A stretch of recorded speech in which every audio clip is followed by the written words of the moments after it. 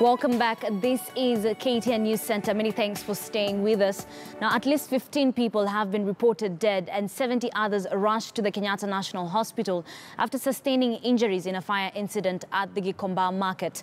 The cause of the fire, which broke out early morning, is yet to be established. Caroline B is at Kenyatta National Hospital and now joins us.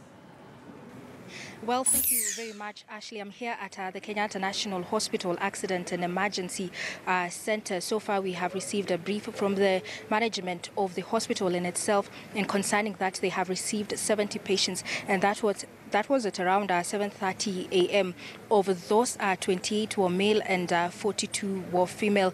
28 have been discharged since we can say, according to the management of the hospital, they were in good condition, but some of them have 30-degree percentage of burns, and those are the ones who are continuing to get treatment here. The Kenyatta National Hospital management has set up an information center here so that relatives of the patients or the victims can get information concerning the tragedy that happened at around 2 a.m. And right now, I'm actually joined by one of the relatives to the patients who have been admitted here at the hospital to tell us more about the situation in itself. What time did they get the information and what time did they arrive here? So here he is. Labda utuambie jina lako na ulifika hapa saa ngapi? Naitwa Clinton Mangangi na nilifika hapa saa 2.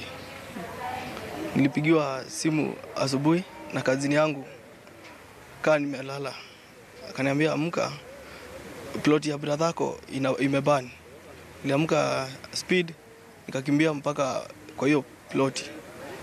Lakini polisi hawakuniruhusu kuingia. Waliniambia nisiingie. Kama kuna watu wako hapo, wakaniuliza ni wangapi, nikamwambia ni brother yangu, bibi yake na msichana mmoja wa miaka 7. Wakaniambia wako hapo, wako Kenyatta. Ndio nilikuja Kenyatta nikafika saa 2. Wakati nilienda pale kwa mlango ya emergency, niliambiwa siwezi nikawaona, lazima nigoje list itolewe ya watu wenye wako hapo. Na ulieleza pia kuna mtoto wako. Huyo wa miaka 7. Niliambiwa hayuko. Alibaniwa na moto mpaka akakufa. Sana. Na kwa hivyo Kenyatta umekuruhusu kwenda kuona wale jamaa zako wengine? Hawajaniruhusu, wameniambia nikoje mpaka saa 6. Hawajaniruhusu hata kidogo. Nikiwaelezea wasikii. Na sijaona hata huyo brother yangu nasikia ako kwa ward na bibi yake ako kwa ward na sijamuona. Na kwa hivyo ni kumaanisha kuwa jamaa wako alikuwa anaishi upande tofauti na wewe ulikuwa unaishi upande tofauti, ama ilikuwa vipi? Mimi nilikuwa naishi Kariako na yeye uishi hapo kulichomeka. Pole sana. Kwa hivyo huyo tu ni mmoja wa jamaa ambao alifika hapa, Ashley, and to get information concerning the details of their relative. He's quite sad concerning that, and he's not sure about the situation of his son. Concerning the details that we have received and the press conference that just happened, 70 people were received here. That is patients, and they are continuing to receive treatment. We are going to get more information as it unfolds and as it happens. The management of the hospital says they are on high alert. More patients could actually be brought in depending on the situation at the market itself, where rescue operations are still ongoing. Several humanitarian organizations are in the ground.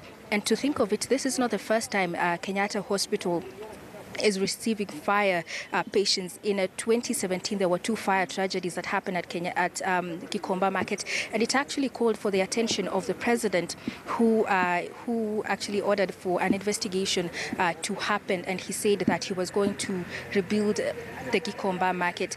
But this is another tragedy that happens this year. It has actually been a situation, an occurrence after an occurrence at Gikomba Market. Well, that is the information we have here concerning the patients that are here at Kenyatta. 28 of them have already been discharged due to their conditions. And among the 70 who arrived here at 7:30 a.m., 28 were male and 42 were women. Among them were 17 children, and a majority of those those patients have actually been treated for anxiety burns and soft tissue injuries. They are still continuing to receive treatment over the same. Ashley? All right, many thanks, Caroline. Be there from Kenyatta National Hospital, giving us an update so far. 70 patients.